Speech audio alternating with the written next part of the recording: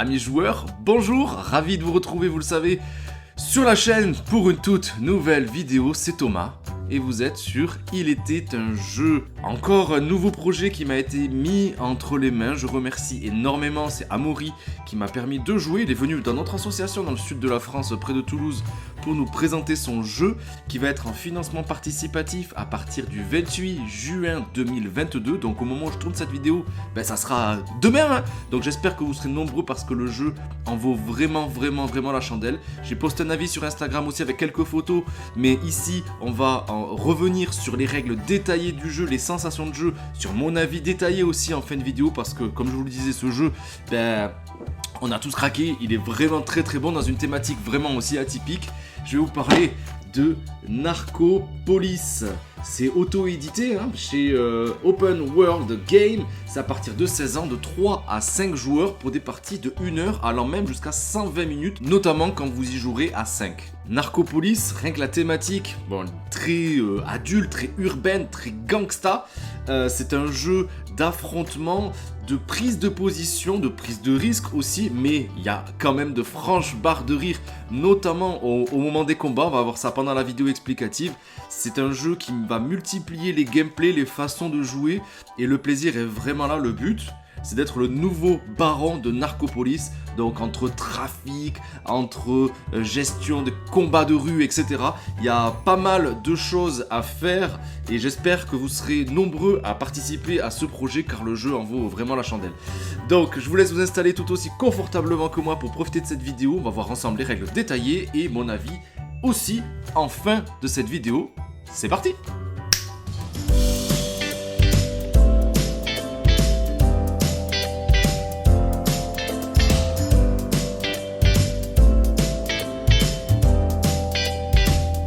Les amis, dans Narcopolis, la ville de tous les vices. Deal de business, fight club, financement occulte de politiciens, assassinat, corruption et que sais-je encore. Depuis le 3 février 95, Narcopolis est orpheline. La tête du cartel Ghostface est tombée lors d'une descente de flics. Plus de boss, plus de lieutenants. Il ne reste plus que les hommes et femmes de terrain, les wise guys. Tu as toujours rêvé, toi, d'être un gangster et de ne plus avoir de limites. Narcopolis est donc ton nouveau terrain de jeu. Quel que soit ton style, tu pourras faire des coups bas, des coups dans le dos, des coups de boule aussi. Big up à Zizou, cette ville est faite pour toi. Maintenant, il faut te poser la vraie question. Veux-tu faire partie de ceux qui creusent, ceux qui tiennent les flingues ou ceux qui ramassent tout à la fin, notamment les billets? Auras-tu les épaules pour devenir le nouveau boss de Narcopolis ou resteras-tu dans l'ombre de ceux qui pèsent vraiment dans le game? Tu penses en être capable? Plonge dans le grand bain, sois malin, diplomate, fourbe et sans pitié et n'oublie jamais, Sky and Guns are the limits. Voilà les amis, c'est l'ambiance dark, ambiance gangsta, GTA-like comme vous voulez. C'est l'ambiance très mature, très adulte de Narcopolis. La mise en place, je vous l'ai proposée. Voilà, ça reste très coloré. On va enlever la boîte de jeu pour que vous puissiez voir un petit peu tous les éléments de jeu que je vais vous présenter. Donc on retrouve ici la map avec les différentes îles, on va dire, les différents quartiers. Et chaque quartier, hop, lui, il a rien à faire ici, qui va être au début, en tout cas, d'un des protagonistes de notre jeu.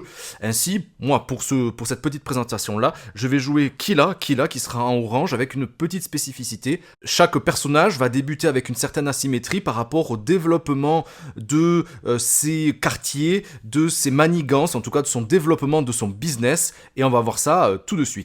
Donc ici, on placera les protagoniste, donc le personnage qu'on incarnera sur le lieu en fonction de sa couleur, c'est précisé aussi dans les règles de jeu, et sur l'emplacement adéquat, sur le quartier adéquat. On a ici les petites balles qui feront office de marqueurs de score. On les placera sur la case numéro 5 car on va pouvoir reculer, on va pouvoir se piquer des points de réputation. Et bien sûr, le but, ça sera peut-être d'arriver tout en haut, vous le voyez ici. À noter ici la petite prison, on va y revenir tout à l'heure. Les différentes cartes, les cartes de job qui vont nous permettre d'assurer des revenus, de construire notre business, les cartes influence pour mettre un petit peu du bâton dans les roues de nos adversaires et tenter de les déloger, de les attaquer, de les envoyer en prison, de les dénoncer au maire, au procureur, etc. Les cartes événements qui vont venir pimenter la partie.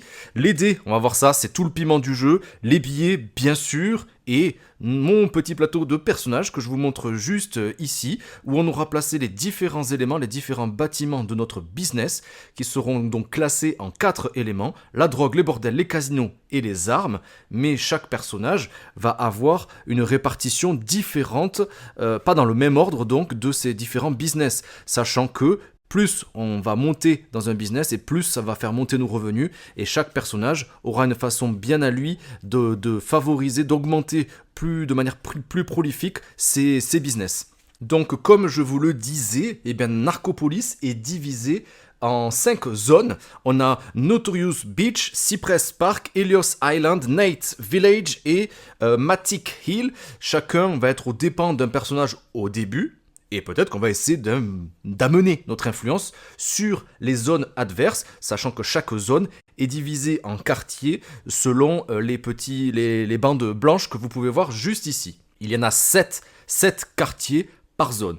On commence tous la partie avec une certaine quantité de monnaie. C'est indiqué juste là, les billets de 1, billets de 5 et billets de 10. On commence tous la partie avec 6 millions de dollars, sauf mon personnage, par exemple, qui me dit que je dois commencer la partie avec 8 millions de dollars en plus. Donc je récupère 1 de 5 et 3, 1, 2, 3 billets de 1. Ça va être la spécificité de mon personnage. Mais on peut voir par exemple ici avec Busta, lui, il aura des cartes influence en plus parce qu'on va commencer la partie avec 2 cartes influence qu'on va venir prendre dans la pioche chacun son tour et 2 cartes job aussi, on va voir ça tout à l'heure.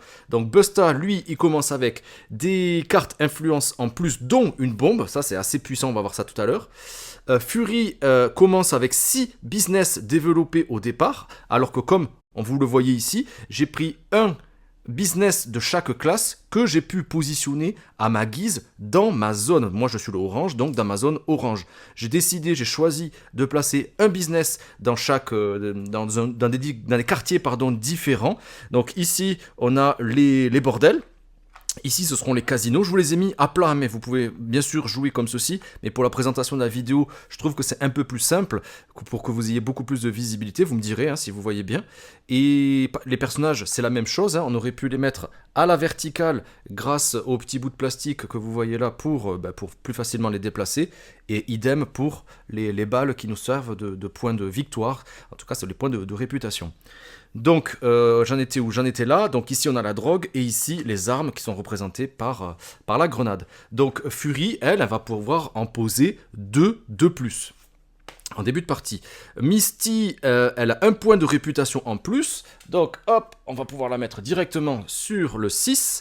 Et Bookie, lui, il aura une carte job, donc c'est les bleus en plus. Voilà, on a fait le tour des 5 personnages avec chacun leur propre histoire qui est écrite juste ici, leurs propres caractéristiques. Et dans les règles, vous avez encore un petit peu de lore vis-à-vis de ces personnages-là. Je vous parlais tout à l'heure des cartes événements. Ces cartes événements, pour une première partie, il est recommandé peut-être de prendre les cartes avec le numéro 1. C'est pour une mise en bouche, on va dire. Après, il y a d'autres cartes événements, on va en choisir 10, qu'on va pouvoir mélanger et les installer. Ça va mettre du piment, donner une certaine direction à chacun des tours de jeu. Ça sera aussi une des conditions de fin de partie. Une fois que le paquet événement, on aura fini le tour avec la dernière carte événement, on verra celui qui aura gagné la partie si personne n'était arrivé au bout de la piste de score. Sachant que ces événements, il y aura des événements qui seront plutôt positifs. Quand il y aura sur le téléphone, vous voyez, la thématique, elle est juste dingue. Quand ça sera en bleu, ça sera plutôt des événements positifs. Et quand ça sera en rouge, ce sera plutôt des événements négatifs. Donc voilà, à vous de mélanger ça, de le poser à côté. Et au début de partie, on va révéler la première carte. Et bien sûr, sur mon plateau personnel, on voit très bien les différents jetons qu'on va pouvoir installer au fur et à mesure de nos parties et qui vont révéler des revenus. Et on va voir ça dans la description des tours de jeu.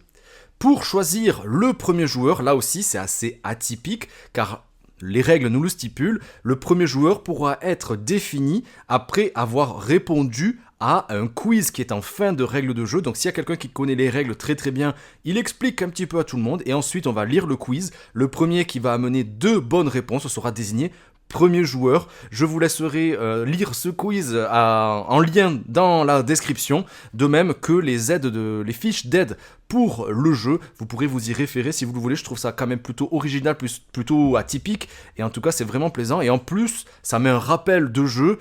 Par exemple, je pourrais vous citer quelques petites questions. Ça serait combien de business on pourra développer au maximum en un tour. Ben là, je vous ai pas expliqué les règles, donc vous pouvez pas le savoir. Ou alors, quelles sont les 2 actions obligatoires à faire dans un tour. Ben là non plus, si on connaît pas les règles du jeu, on pourra pas y répondre. Donc ouais, je trouve ça quand même plutôt original. Petit rappel sur les règles, et en plus, ça reste assez didactique, assez ludique. Donc disons que c'est moi qui vais commencer la partie. Eh bien, voyons un petit peu comment va se dérouler un tour de jeu. Donc je pense que vous l'avez compris, le but du jeu, ça sera de gagner et de devenir le nouveau boss de Narcopolis. Et pour ça, on devra avoir le plus de points de réputation en fin de partie. Il y a 3 manières de gagner des points de réputation. La première, ça sera d'effectuer les jobs, donc d'avoir des missions, des objectifs personnels qu'on devra réaliser. La deuxième chose, pour gagner des points de réputation, ce sera peut-être d'amener de l'influence, en tout cas de manigancer contre les adversaires. Et ça, ce seront donc ces cartes noires qui vont nous permettre de le faire. Et la troisième façon de gagner des points de réputation, ça sera de faire du mécénat, c'est-à-dire d'acheter des points de réputation. On va voir ça dans la description des règles. Sachant que pour revenir au point de réputation, chaque point de réputation remporté va nous faire avancer sur la table de score. Et durant la partie, on pourra gagner, mais aussi perdre, on va le voir, des points de réputation. On ne pourra jamais, attention, jamais sortir du jeu. On pourra arriver au numéro 1, et en tout cas, si on y reste à chaque tour, si on est sur la case numéro 1, on gagnera 10 millions de dollars, un billet de 10 donc, par tour en compensation. Faire son business, c'est bien, mais pour faire son business, il nous faut de la maille, de l'oseille, des millions de dollars. Comment on gagne de l'argent ? Il y a là aussi 3 manières de gagner de l'argent. La première, ça va être de développer notre business, d'amener nos petits jetons, et plus on va en amener dans chacune des catégories, et plus on va ramasser de l'argent en début de tour. La deuxième, là aussi, ça sera d'exercer de l'influence pour gagner de l'argent. Et la troisième, ça sera de vendre des points de réputation. On pourra les vendre pour gagner. En tout cas, si on ne se le sent pas, et on pourra faire plein d'actions avec ça. On va le voir dans la description des actions. Chaque joueur va jouer chacun son tour dans le sens des aiguilles d'une montre après le premier joueur. Et à chaque tour de jeu, on va avoir 2 actions obligatoires et 5 facultative, sachant que chaque action ne pourra être effectuée qu'une seule fois dans le tour. Les 2 actions obligatoires, c'est rappeler sur mon petit plateau juste ici, hop là, ici, les obligatoires, ça sera la première chose à faire en tout début de tour, c'est de ramasser nos recettes. La deuxième, et celle-ci, on pourra la faire à n'importe quel moment, c'est déplacer son personnage où on veut sur la carte, sur la map. Et les actions optionnelles, il y en a 5. Elles sont répertoriées juste en dessous, elles sont facultatives et on va pouvoir les combiner un petit peu comme on veut, en tout cas pour essayer de faire fructifier notre business.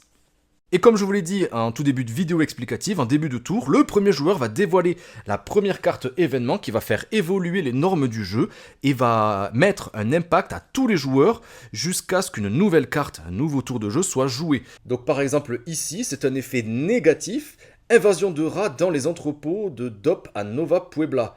Principal fournisseur de Narcopolis. Toutes les réserves sont détruites et les recettes liées aux drogues sont bloquées. Donc voilà. Parce que la première chose à faire pendant mon tour de jeu, ça va être d'accumuler mes recettes. Et on est bloqué. On ne pourra pas accéder à nos recettes concernant la drogue, comme c'est marqué ici. Je pense qu'on est pas mal, on va voir ensemble les différentes actions, comment jouer bien évidemment à Narcopolis, et on va commencer par la description des différentes actions, les 2 obligatoires et les 5 facultatives. Comme je vous l'ai dit, il y a 4 types de business dans Narcopolis. Les armes, les casinos, les bordels et la drogue. Les 35 quartiers de la ville pourront être exploités. Il y a 35 quartiers et on pourra construire dans chacune de ces zones et dans chacun de ces quartiers. Mais avec certaines spécificités qu'il faut bien comprendre. dans un quartier qui n'est pas exploité, on va pouvoir déplacer notre personnage pour tenter d'influencer ce quartier et de payer 5 millions de dollars pour développer un nouveau business. Par exemple, je vais mettre, hop, voilà, je paye 5 millions à la banque et je développe le business de mon choix.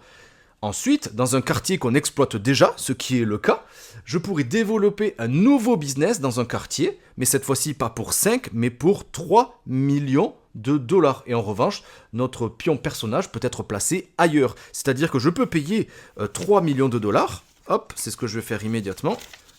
Je paye 3, hop, et je vais pouvoir placer par exemple un bordel juste ici, sachant qu'on pourra bien évidemment ne mettre qu'un seul type de business par quartier. Je ne pourrais pas ici mettre un nouveau business de drogue juste ici. Et vous l'avez bien évidemment, je pense, compris, le nouveau chiffre de la table des gains qui est dévoilé sur mon plateau personnel va représenter ma nouvelle recette pour ce business. Et un quartier ne peut être exploité que par un seul joueur. J'aurais pas pu aller ici et développer un business. Non, le business il est déjà occupé par le joueur bleu foncé et ça sera une autre action, je vais pouvoir peut-être l'attaquer pour le déloger et m'implanter chez lui. Ça, c'était la création des business. Maintenant qu'on a fait quelques business, eh bien la première chose qu'on va faire pendant notre tour, c'est de calculer ces recettes via la table des gains. Chaque business construit va me rapporter de l'argent à chaque tour, sauf indication contraire, notamment avec des corruptions qui pourront être données par les cartes influence ou les cartes événements. Rappelez-vous,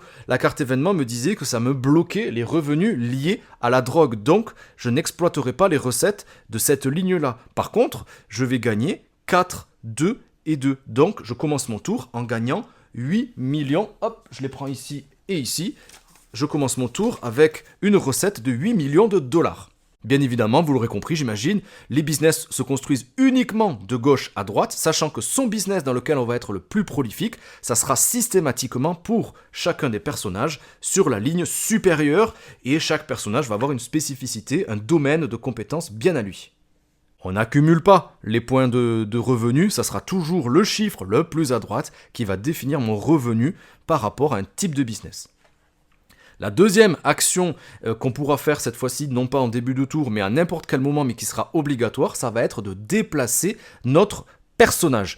Dans Narcopolis, il est obligatoire de se déplacer. Un quartier ne peut être occupé, je vous l'ai dit, que par un seul pion personnage. Il est donc interdit d'être 2 tours de suite sur le même quartier, mais aussi de s'arrêter sur un quartier occupé par un personnage d'un adversaire.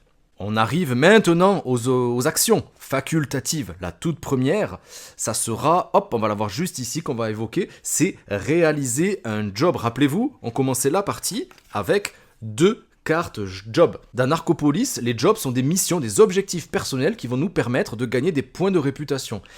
Dans le jeu, il y a 58 cartes job et elles sont toutes uniques. Sachant que pour une version un petit peu plus avancée, on pourra y inclure 10 cartes baron et on va voir ça en fin d'explication. Comment se composent ces cartes job? Eh bien, on voit dans l'angle en haut à gauche le logo qui nous définit que c'est bien une carte job. En haut à droite, ce sera le nombre de réputations qu'on pourrait remporter en arrivant à créer et à réaliser ce travail. La typologie de job, donc ici, c'est le Ghostbuster. Le job à effectuer avec son explication. Donc ici, ça sera d'exploiter 4 business de bordel dans Matic Hill, donc dans la zone jaune. Les gains que ça va me rapporter, donc ce qui était rappelé juste ici, c'est la même chose. Donc ici, si je fais ce job-là, je gagnerai 2 points de réputation. Et juste ici, c'est un petit logo de rappel pour me dire que oui, c'est bien le business des bordels qu'il va falloir que je réalise. Quand on aura réalisé un job, on avance son pion de réputation. Donc disons que je l'ai réalisé, hop, je vais à 6, je vais à 7. Du nombre de points que je viens de gagner, bien évidemment. Lorsque le job est terminé, il est terminé. Les points sont acquis, même si plus tard, on va pouvoir se piquer les business, et peut-être que j'arriverai avec moins d'exploitation de business qui me demandaient, donc avec moins de bordel par exemple ici, mais les points, je les ai gagnés, ils vont pas m'être retirés.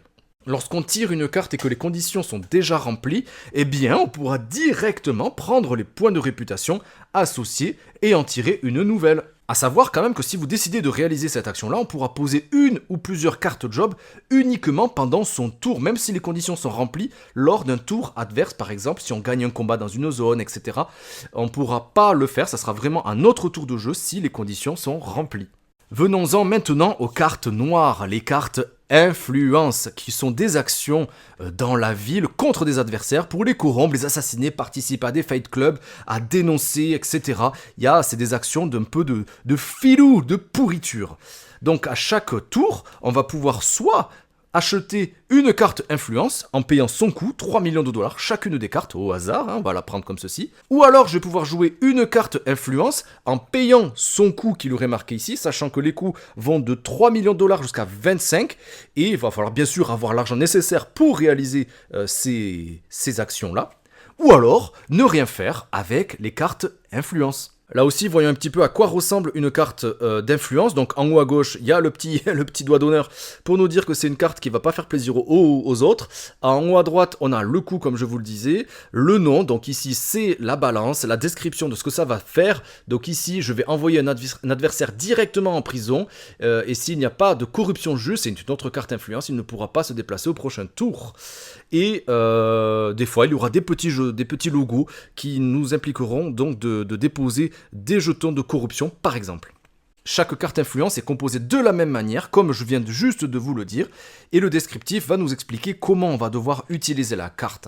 Lorsqu'il va y avoir un symbole de dé, c'est là qu'on devra lancer un dé pour l'actionner, et le chiffre affiché et les conséquences qu'il va y avoir en fonction du lancer de dé. C'est le cas notamment avec cette carte-ci, par exemple avec le Fight Club. Si je décide, donc je la paye pour 3 millions de dollars et je vais tenter de faire un coup de poker, mais je pourrais très bien aussi, attention, perdre de l'argent, qu'il ne se passe absolument rien, mais moi je vais surtout tenter de gagner de l'argent ou même de piquer des points de réputation aux adversaires.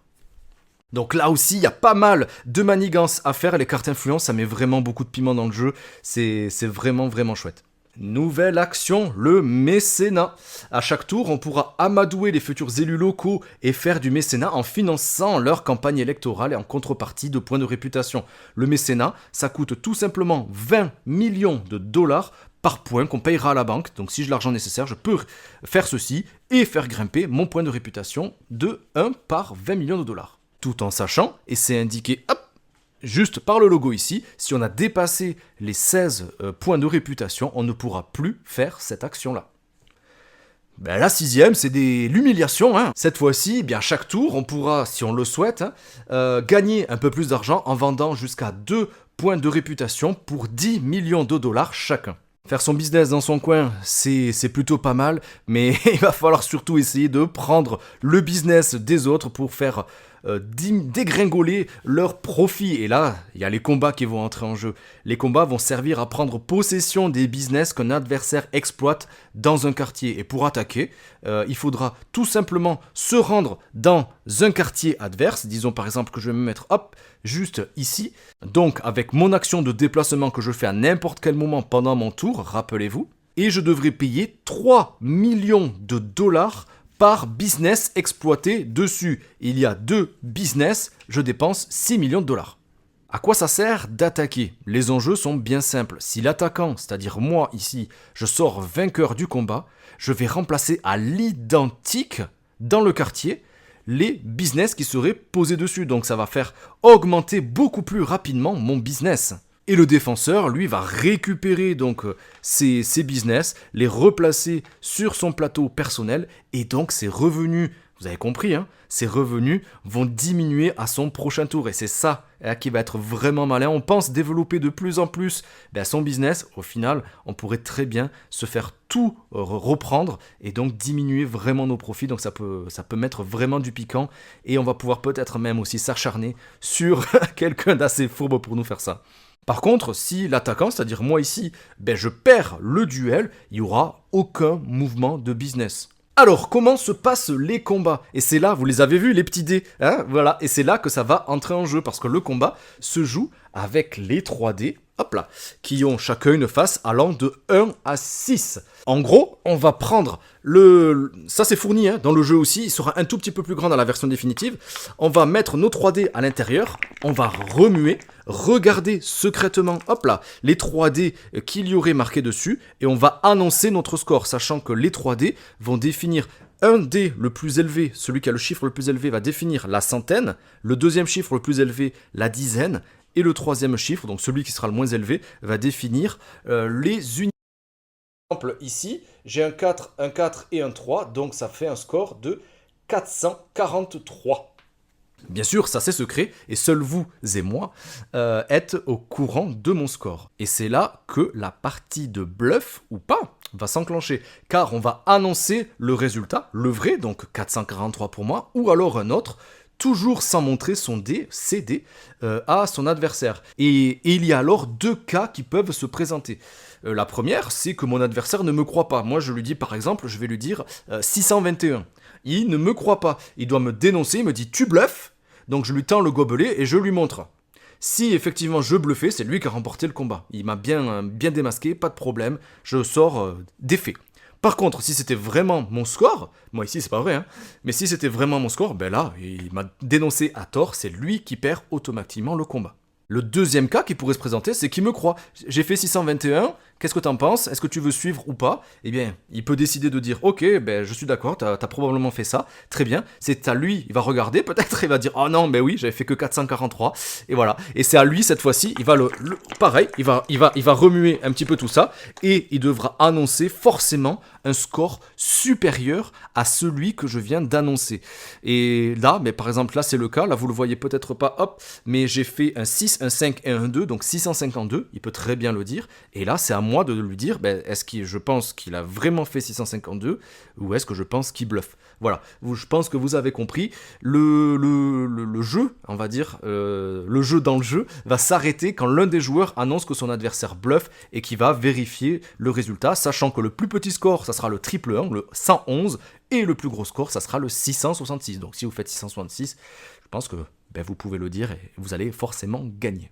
Un autre petit truc qui est pas marqué forcément là-dessus, ce sont les échanges dans Narcopolis, le cash et les influences vont pouvoir circuler. Le troc, les négociations, les associations sont fortement recommandées entre les joueurs. L'argent peut être prêté, donné, rendu avec des intérêts. À vous de jouer de manigances et d'associations, de ligues pour tenter de sortir vainqueur et peut-être planter le coup dans le dos au dernier tour en trompant l'adversaire avec qui vous étiez ligué pour tenter de faire fructifier votre business. Les cartes influence aussi, elles peuvent être vendues, échangées, léguées. À toi de voir, en tout cas vous de voir ce que vous voulez en faire et en tentant de tout faire pour gagner la partie. Mais attention, il est interdit d'échanger les points de réputation et les cartes job. Sachant que ces cartes job, si on n'en a utilisé aucune, on pourra très bien les vendre pour 10 millions de dollars. Si c'est des actions qui ne nous intéressent absolument pas, on peut les vendre pour 10 millions de dollars. La fin du jeu, comment elle est enclenchée? Je vous l'ai déjà dit, on va le répéter. Le dernier tour de jeu est enclenché lorsqu'un joueur a atteint au moins 20 points de réputation ou alors que la 10e carte événement est dévoilée. Bien sûr, le premier qui va atteindre les 20 points de réputation sur le trône tout en haut, chaque joueur va quand même pouvoir jouer un dernier tour, de sorte que chacun ait joué quand même, que ce soit équitable, même si c'est un jeu de trahison, que ce soit quand même équitable et que chacun ait pu jouer le même tour, le même nombre de tours de jeu. En cas d'égalité de points, c'est le joueur qui a fini avec le plus de business de développer qui va l'emporter, et s'il y a encore égalité, vous jouez la partie sur un combat. Voilà les amis, ça c'était pour la version de base. Vous avez vu, il y a quand même pas mal de choses à faire. On se développe, on fait fructifier notre business, on gagne de l'argent, on manigance, on achète des jobs, on récupère des jobs, on va jouer d'influence pour tenter de tout faire exploser. Par exemple, j'avais une carte bombe que je vous ai montré tout à l'heure, elle vaut 20 millions de dollars, elle est assez chère. Par contre, elle fait tout péter dans un quartier. Donc c'est énorme, et en plus de ça, je lui prends un point de réputation. Sachant que j'ai pas du tout besoin d'être sur place. J'envoie des sbires, j'envoie des sous-fifres faire le travail pour moi. Donc voilà, il y a énormément de choses à faire dans ce jeu, il y a énormément d'interactions aussi. Les parties, même si le thème est très dark, comme je vous disais, très GTA, ça reste ultra fun, surtout pendant les bluffs là, pendant les combats, c'est vraiment super fun autour de la table, pour peu que vous vous laissiez embarquer dans cette ambiance. Je vous parlais d'un niveau avancé dans le jeu. Le niveau avancé amène des petits challenges supplémentaires. Si vous voulez mettre un peu plus de difficulté dans le jeu, il est conseillé pour des joueurs qui ont au moins joué une fois, au moins à la version classique, ou avec plusieurs points. À vous de voir lesquels vous voulez introduire dans les règles. La première, ce sont les cartes barons. Ce sont des cartes un peu plus difficiles à utiliser, comme celle-ci, et qui vont pouvoir être intégrées directement dans les jobs à programmer, en tout cas à tenter de réaliser pour faire fructifier notre business et augmenter nos points de réputation. La deuxième chose, et c'est comme ça que nous on joue dans la version de base quand même, on ne pourrait pas développer notre business si cela crée un écart de plus de 2 business entre celui qui est le plus développé et celui qui est le moins développé. Par exemple, si hop, je suis comme ceci,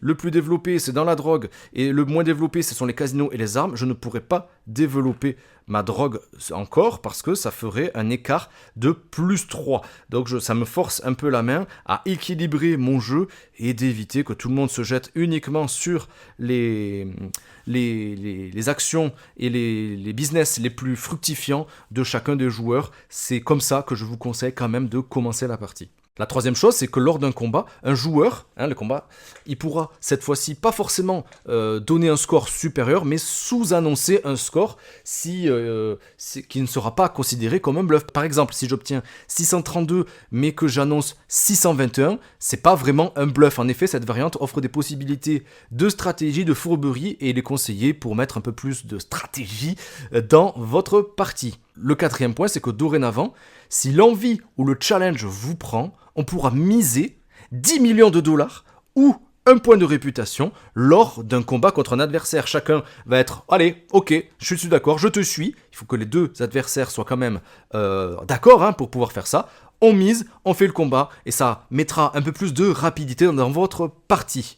Et la cinquième chose, c'est comme je vous le disais dans la version classique, on les conseille d'utiliser les cartes événements de base, et bien vous pourrez y ajouter les autres événements totalement au hasard, mélangez, vous en prenez 10 au hasard, on mélange tout ça, et ça va nous construire un scénario aléatoire avec forcément beaucoup plus d'impact.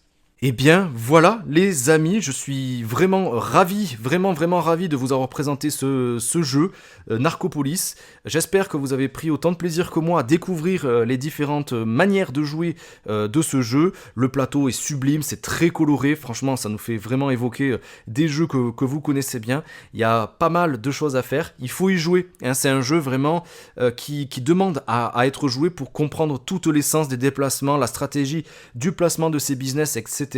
Et n'hésitez pas à abuser de ces cartes influence, de les acheter, parce que ça pourrait vraiment vous faire gagner et faire remporter la partie. N'hésitez pas aussi vraiment à utiliser les différents personnages avec chacun, comme je vous le disais, un point de départ, une asymétrie de départ pour permettre de renouveler l'expérience de jeu contre des novices, des joueurs plus confirmés et de développer toujours plus de challenges dans vos parties.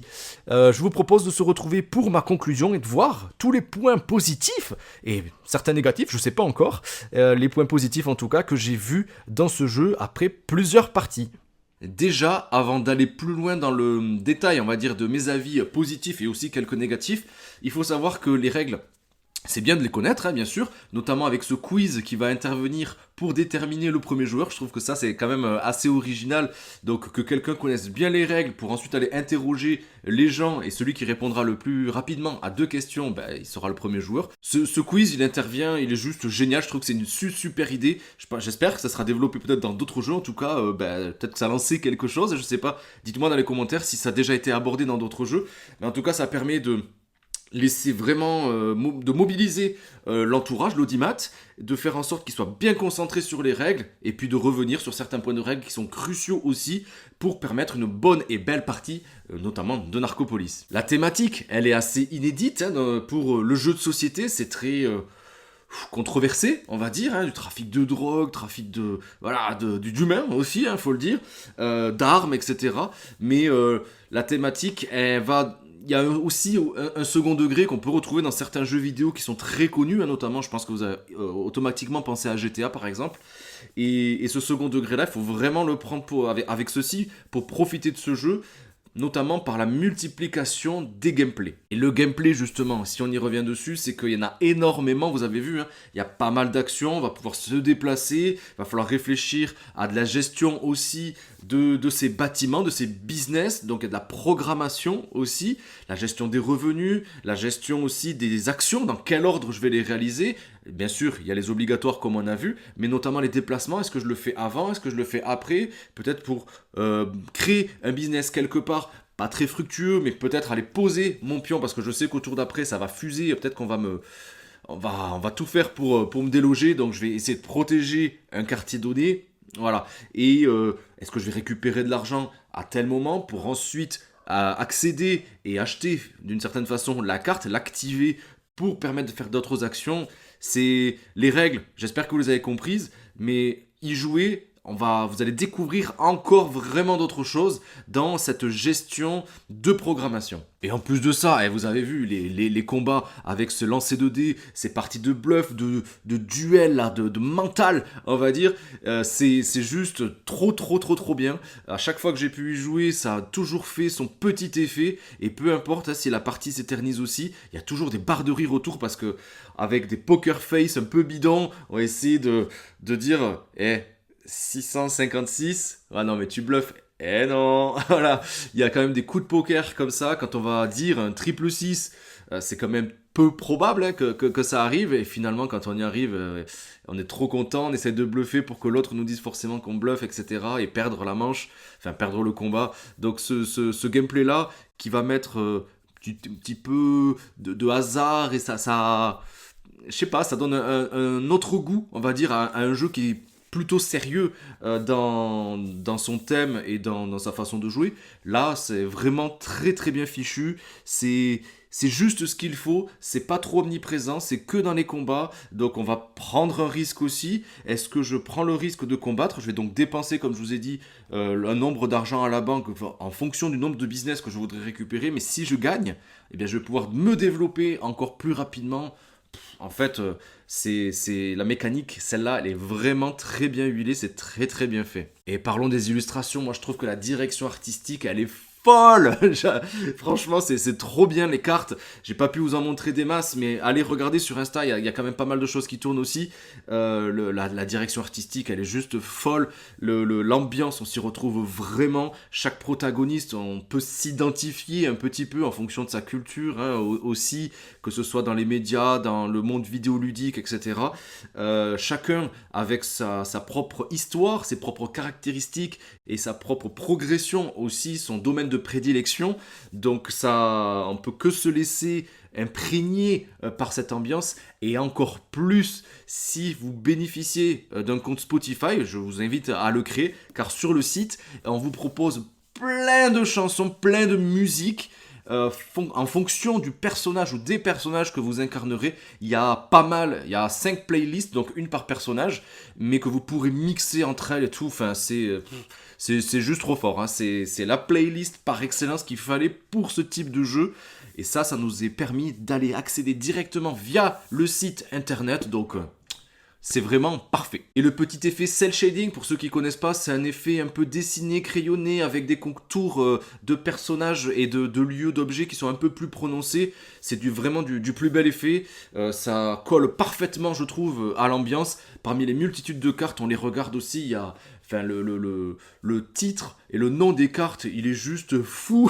Vous allez franchement avoir un petit rictus comme moi quand vous allez lire certaines cartes et regarder aussi l'illustration qui y correspond, parce que c'est juste trop bien trouvé, quoi. Donc, je vous laisse vraiment découvrir ça par vous-même pour pas vous gâcher la surprise. Ce que je vous ai proposé là comme vidéo, c'est juste un prototype, les amis. Vous avez vu un peu la qualité du prototype, c'est juste un truc de fou.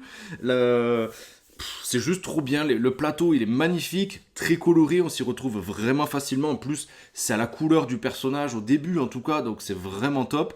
La double épaisseur pour le plateau personnage qui va nous être donné, c'est juste trop bien, mais il y aura des petites modifications a priori sur ça pour que ça s'encastre parfaitement les petits jetons. C'est juste trop bien. Les balles là pour avancer sur le plateau de réputation pour ces points de victoire, on reste dans cette thématique très dure, on va dire. Donc de ce côté-là, au niveau de l'édition, c'est vraiment top.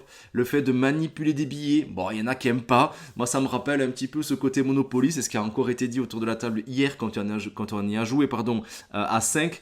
Voilà, on va manipuler des billets. Vous allez probablement les abîmer un petit peu, mais voilà, ça fait son petit effet, vas-y, je te distribue des billets, je te mets 20 000 pour gagner un point, etc. Donc voilà, ça nous fait encore une fois un peu plus rentrer dans le jeu. Et même avec tout ça, je trouve que ouais, le gameplay, il est vraiment très accessible finalement, une fois qu'on aura compris et bien intégré les différentes choses à faire pendant le jeu.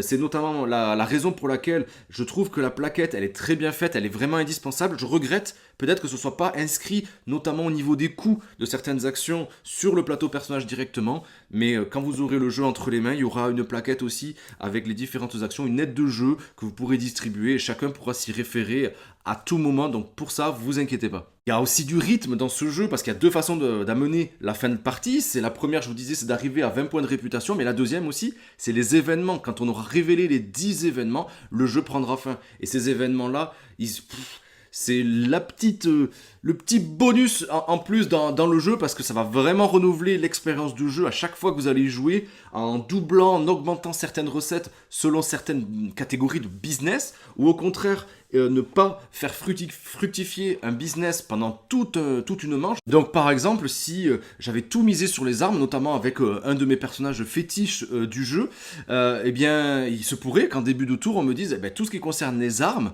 on n'y touche pas, ça n'amènera aucun revenu. Donc là, on est franchement dégoûté et ça va mettre ce petit piment de plus. Voilà, on va se bloquer des actions et passer rapidement notre tour aussi peut-être parce qu'on ne pourra pas faire grand chose pendant cette partie-là. Mais c'est ça aussi le jeu, c'est que si on peut rien faire, il faut défausser. On va défausser des cartes job, on va peut-être acheter des cartes influence, parce que si on fait ceci, on ne pourra pas en jouer, vraiment, mais ça nous permettra de préparer mieux le prochain tour, et notamment, il faut vraiment ne pas hésiter à faire ceci, mais en défaussant une carte job, je ne pourrais pas en jouer, je ne pourrais pas accumuler des points de réputation, mais en attendant, je vais gagner un peu plus d'argent, je gagnerai 10 millions de dollars.